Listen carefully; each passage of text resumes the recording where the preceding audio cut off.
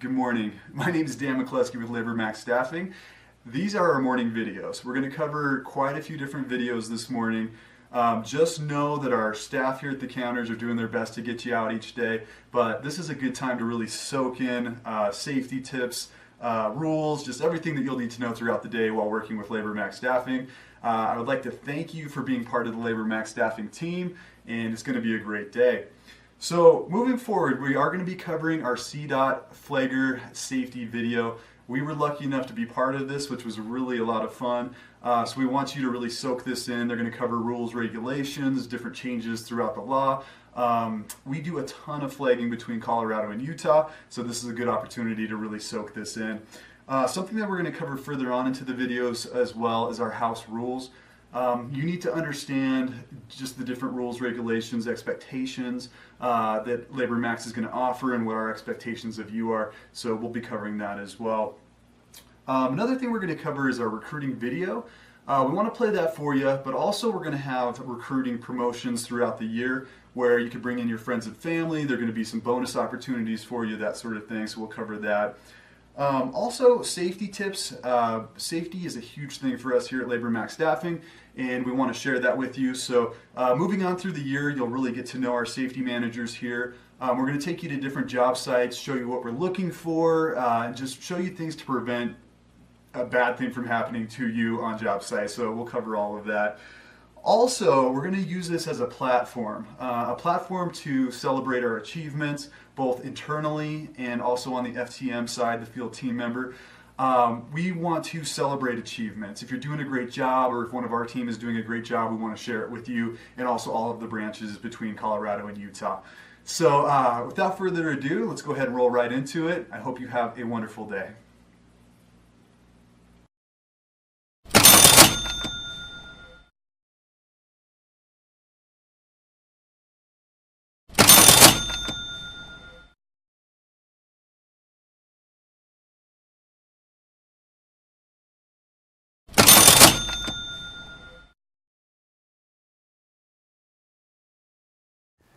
I'm Joshua Lapley, CDOT's Chief Engineer. Every year, CDOT, counties, cities, and community partners are active in construction projects all across the state. And those projects vary from very small projects to mega complex projects with hundreds of workers in the work zone. And traffic control is so critical to saving lives and making people's lives better, which is CDOT's ultimate goal. That traffic control is going to move the traveling public through a work zone with workers that need to be protected and kept safe. And that's really the plan to do that. And the traffic control supervisors are the ones that are leading this effort. They're the ones that are planning the traffic control, the tapers, the lane closures, everything we need to do to follow those standards and best practices to make sure people make it through safe and our workers stay safe. And then the next step in that, and really the first line of defense for all of those workers in the work zone, is the flagger.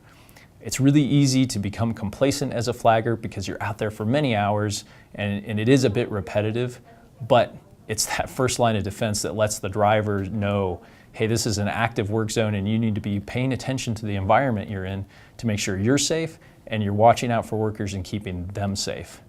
The traffic control supervisors work hand in hand with those flaggers to make sure that we make adjustments on the fly too. Every work zone is different, and so those traffic control plans need to be flexible as well because driver behavior will change and we need to adjust to that to make sure that we're keeping everyone safe. And flaggers need to stay alert and follow those requirements and everything that you've learned in your training. That's really critical to hitting all those key points.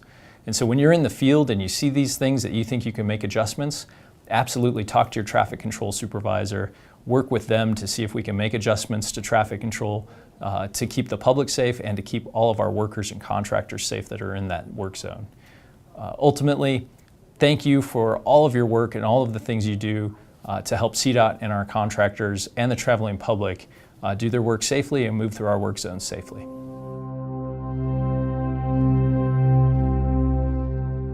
Welcome. You are watching the Colorado Department of Transportation Flagger video. We have designed this video as an aid to the Flagger Manual and Reference Guide. We are glad that you have chosen to work in this high-demand field, and we hope you are ready for an exciting time as a flagger. It can be a fun and rewarding job, however serious. You must be equipped with common sense and drive for attention to detail, as it is dangerous and you are responsible for the lives of many, not just your own. As a certified flagger working in the state of Colorado, you will play a vital role in helping to protect the traveling public and your coworkers from the dangers that are presented on a construction or maintenance project. All flaggers must be certified.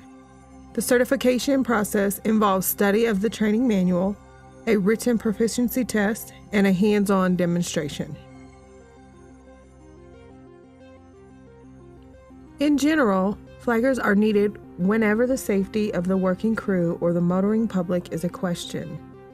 Safety questions arise whenever a traffic lane is going to be blocked, whenever an area is congested and equipment is going to be moved in or out of the project.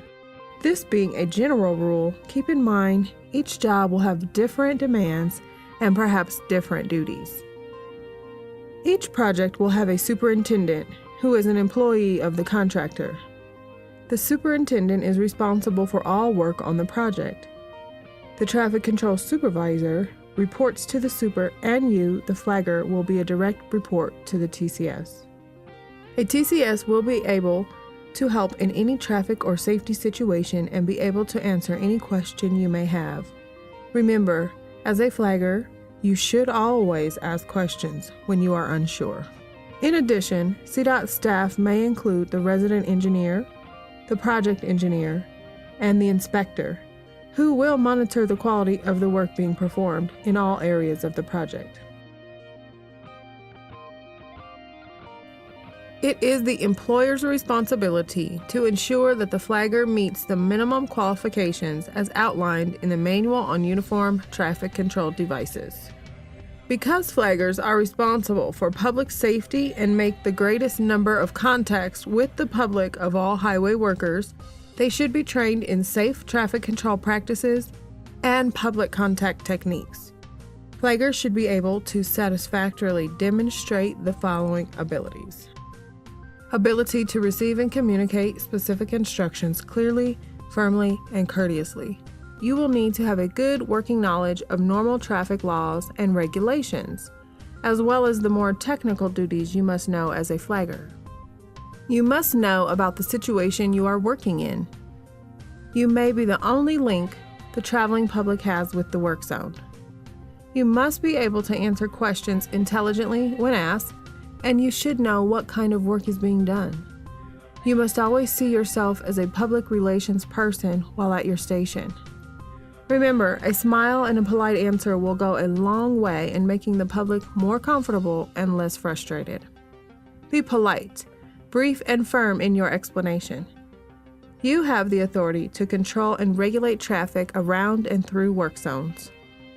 Ability to move and maneuver quickly in order to avoid danger from errant vehicles. As a flagger, you are the first line of defense and are responsible for protecting yourself and your coworkers from traffic that is near the roadwork area. If a careless or erratic driver does not obey your commands, such as refusal to slow or stop, try to get the license number of the vehicle or a description of the vehicle and/or driver. Report this to your supervisor. Remember, you are not a police officer.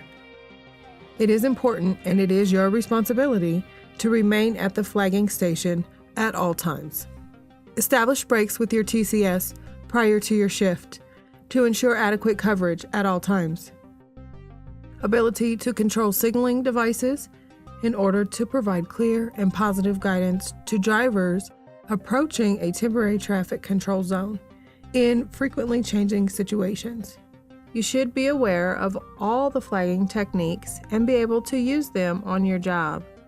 This includes not only the actual flagging movements, but also equipment you will be using, such as different signs and traffic control devices. Ability to understand and apply safe traffic control practices, sometimes in stressful or emergency situations. Be aware that emergency vehicles may have to pass through the work zone. They do not have automatic passage through the work zone, however, provide access as soon as possible. Alert your coworkers to the passing of emergency vehicles. The ability to recognize dangerous traffic situations and warn workers in sufficient time to avoid injury. Be aware of weather conditions like heavy rain, snow, or fog. Bad weather may shut down the project. However, frequently, traffic control must remain in place. You must know how to perform your job duties under any weather condition. You must also know the traffic conditions. You may be on a high-speed, busy freeway, or on a moderate-speed byway or a city street. The speed and volume, as well as the type of roadway, may very well make a huge difference in your job. Your flagging station position is important for a number of reasons. You must be knowledgeable about the required stopping sight distances. You must be positioned so that you are clearly visible to oncoming traffic and have an escape route. You must be stationed far enough ahead of the worksite so that cars and even heavily loaded trucks can slow down enough to stop. You must be close enough to the work being done to protect your fellow workers. Do not stand behind an object, just over the crest of a hill, just around the curve of a road, or next to a parked car. All personal vehicles should be parked 200 feet away and out of the right-of-way. Visibility is limited if you're next to anything that limits safety and mobility practice. There are actions that prevent you from properly performing your responsibilities. Examples are mingling with the crew, relaxing, sitting down, listening to music, using a mobile device, or smoking while on duty. These actions make you less visible and less able to perform your role as a traffic and safety monitor. Nighttime flagging can be very dangerous if not done properly. However, you can assure safe operations for you and your crew if you follow standards. Always wear a retroreflectorized hard hat and apparel to help make you as visible as possible. Always use illuminated tools such as flashlights, lighted wands, and retroreflectorized paddles and signs. Your flagging stations shall be lighted for night operations. You are constantly exposed to dangers from the work activities, as well as from erratic or careless drivers. You may and will have to use your own judgment very quickly. Remember, always have an escape route. As a flagger, you will need to know where to stand to flag, the kinds of signs and devices to use, and information and instructions regarding the traffic situation. If you need help in a certain kind of situation, ask your TCS. There are 4 types of signs a flagger should know about. They are regulatory, warning, guide, and construction warning signs. Each type of sign has a different purpose and function. Each category of signs has a certain color and shape scheme so that they are easily recognized. Regulatory signs impose legal obligations and restrictions on all traffic. Examples include speed limit signs, stop signs, and do not enter signs.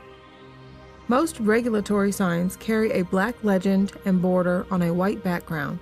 Stop and yield signs are octagonal or triangular in shape with white letters on a red background. You should be familiar with the regulatory signs as they do carry the full weight of the law. Please note, flaggers are not police officers. Only a police officer can override an existing regulatory device, such as a stop sign or a red light. Warning signs notify the driver of traffic ahead.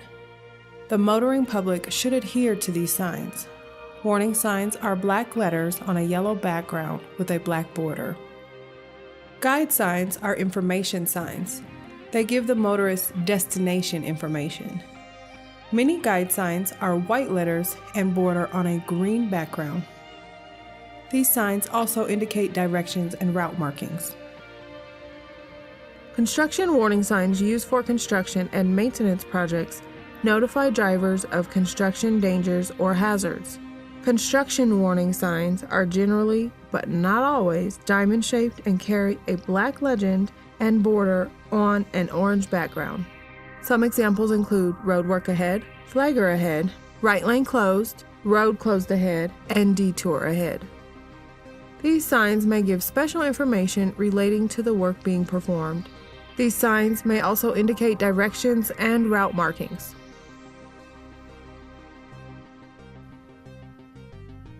There are many types of traffic control devices used in highway construction and maintenance work zone operations.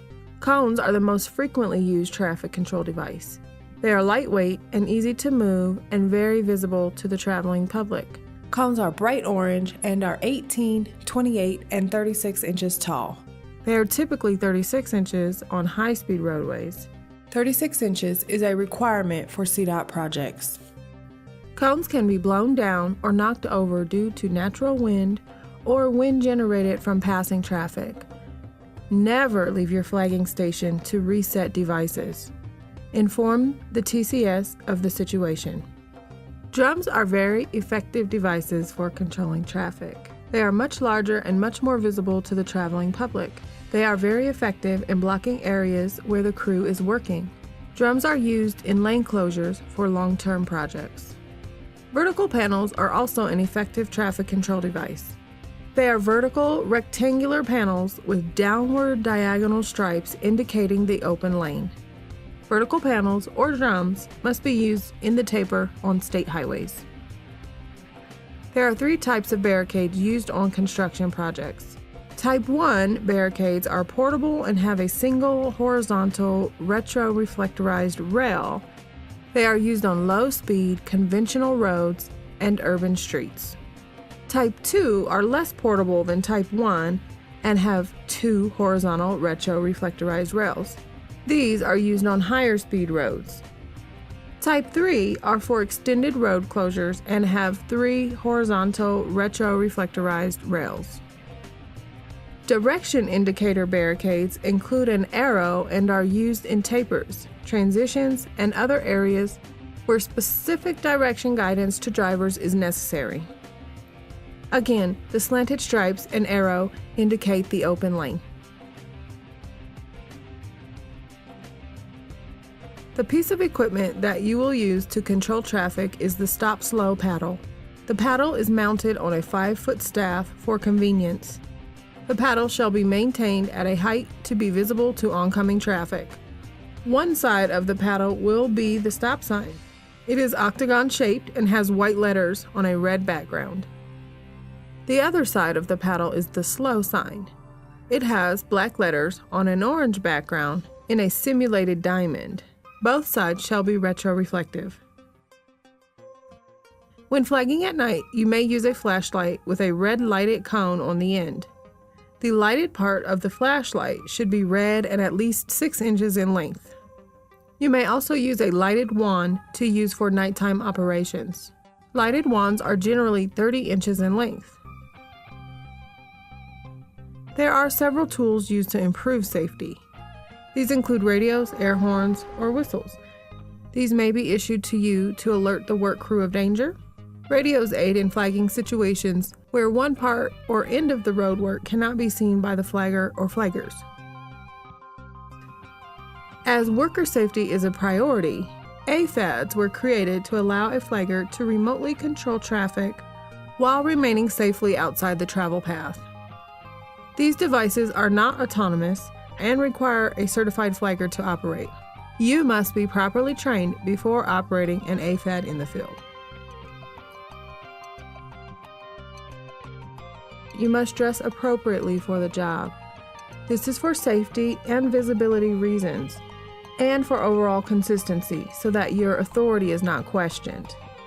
Visibility is of very high importance, both day and night. If traffic cannot see you, they will pose a hazard to you and the work crew. Wearing the proper high visibility apparel helps with standardization and will help identify you as a flagger and your responsibility to safety. All flaggers shall wear safety apparel meeting the requirements of the ISEA American National Standard for High Visibility Apparel, and labeled as meeting the current ANSI 107 standard performance for Class 3 apparel risk exposure. Background materials shall be fluorescent orange-red, fluorescent red, or fluorescent yellow-green, and have retroreflective material to provide the wearer greater visibility to the traveling public.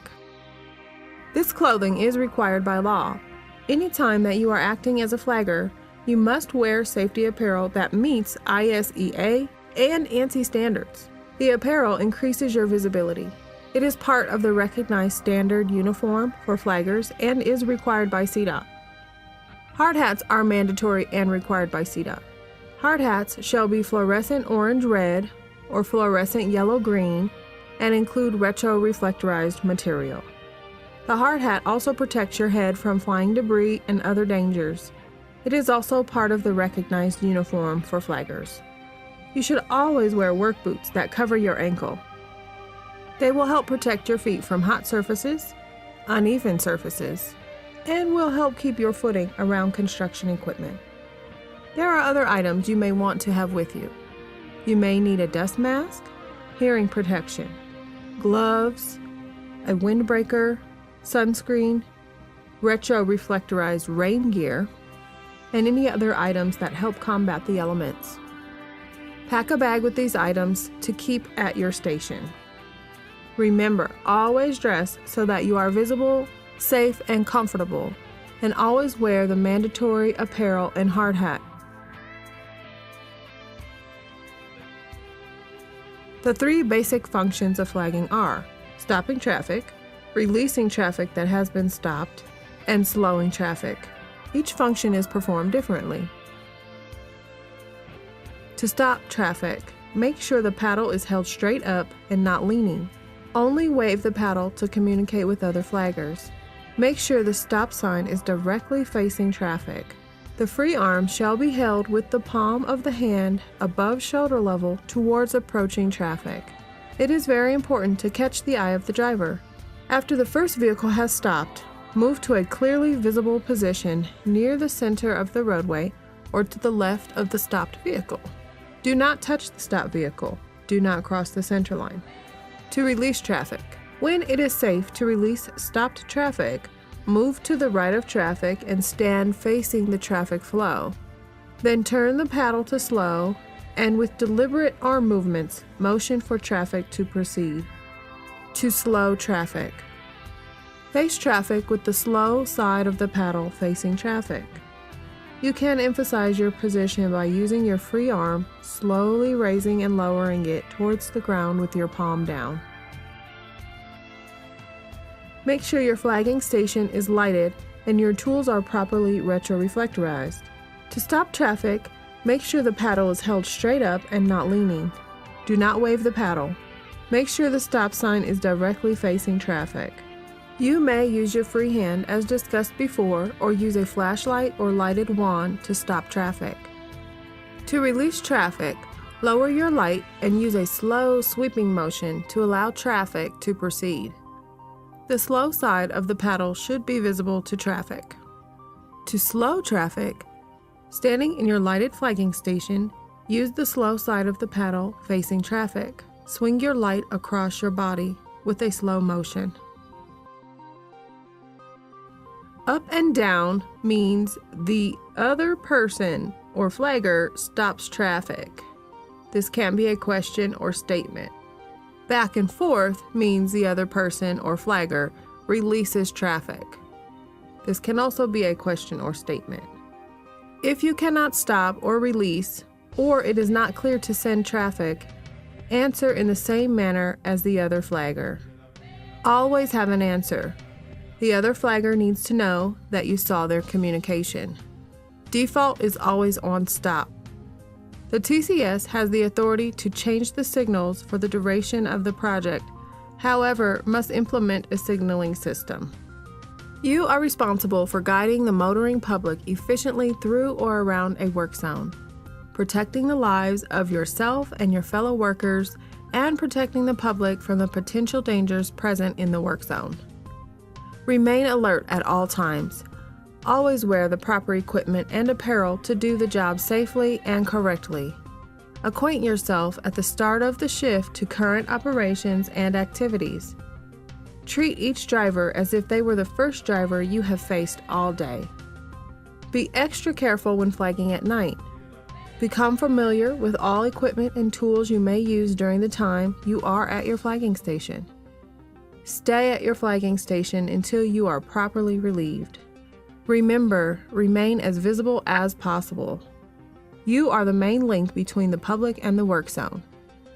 Present yourself as a public relations person for the motoring public. Remember, safety doesn't happen by accident.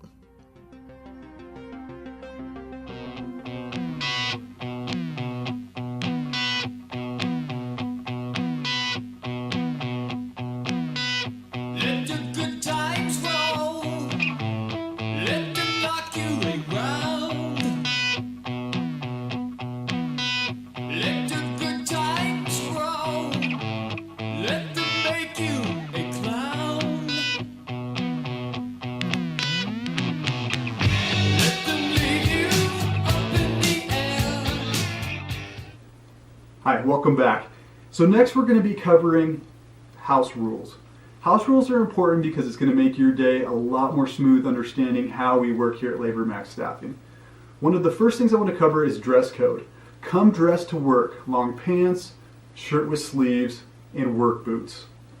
Never walk off a job. Leaving early is considered a walk-off, and walk-offs will be paid the following week on Friday. Walk-offs will be paid at minimum wage.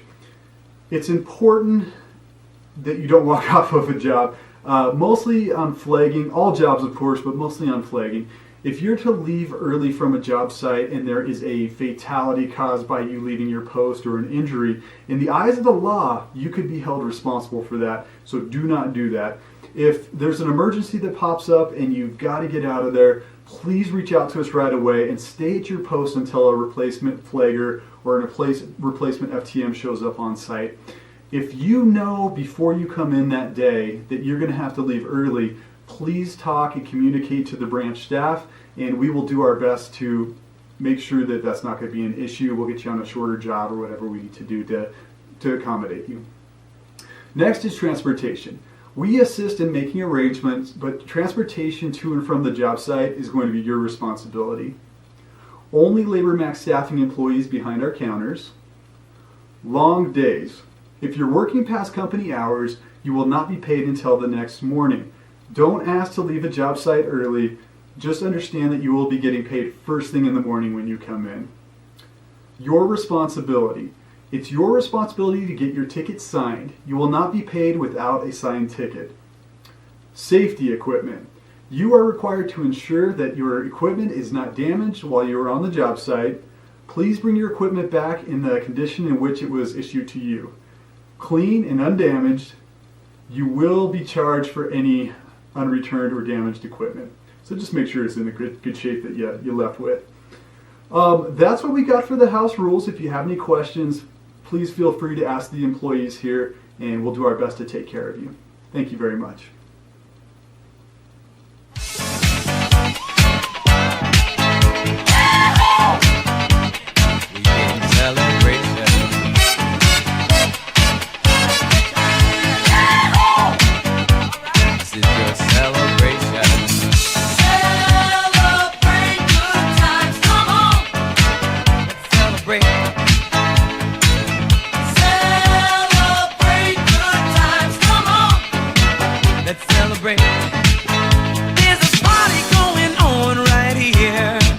A celebration to last throughout the years. So bring your good times and your laughter too. We gon' celebrate your party with you. Come on now. Celebration. Let's all celebrate and have a good time. Celebration. We gon' celebrate and have a good time. It's time to come together. It's up to you. What's your pleasure? Everyone around the world, come on!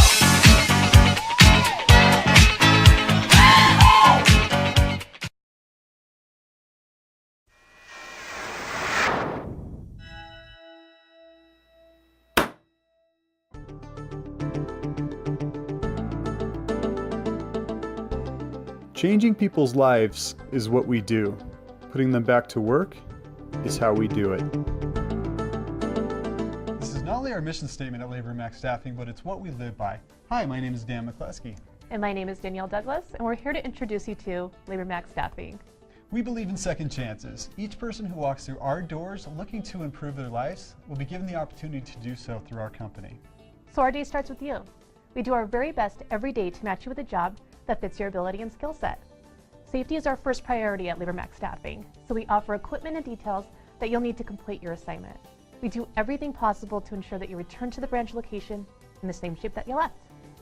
At Labor Max Staffing, we offer many different job assignments. We have jobs in the following industries: construction, general labor, skilled trades, traffic control, warehouse and forklift operations, light industrial manufacturing, hospitality, event staffing, clerical and office work, and much, much more. Check in with your local Labor Max Staffing location to see what assignments are available for you. So what's next? How do you start your career with Labor Max Staffing? Well, the next step is up to you. You'll want to go to your local Labor Max Staffing branch, which you can find on our website listed below. Or you can give us a call at our nationwide phone number, and we'll be able to assist in finding the closest branch near you. Once you arrive, you can visit with our friendly staff to complete your easy application process. Let's take a look.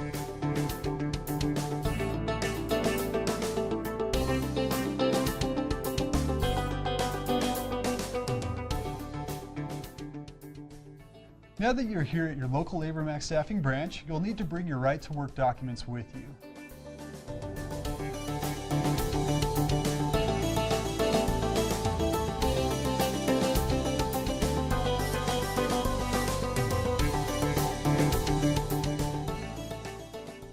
We will help you with the steps to complete your paperwork and then give you the detailed instructions on how to obtain your first job assignment.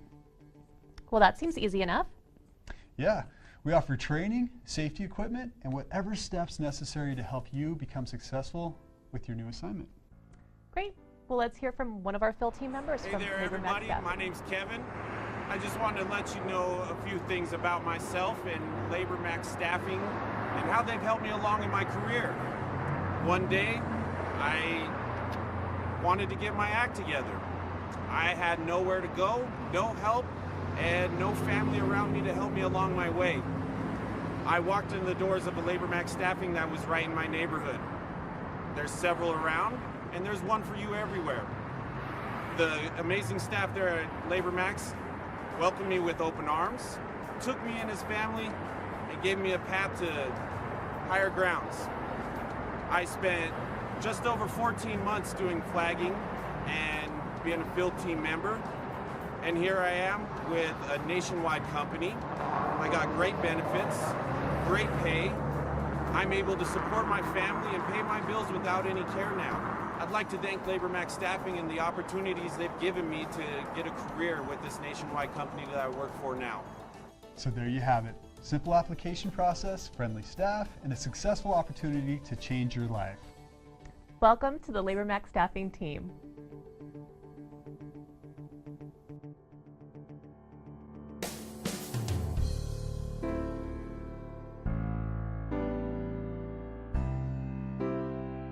So come on in and fill out an application, and a lot will change for you in your life.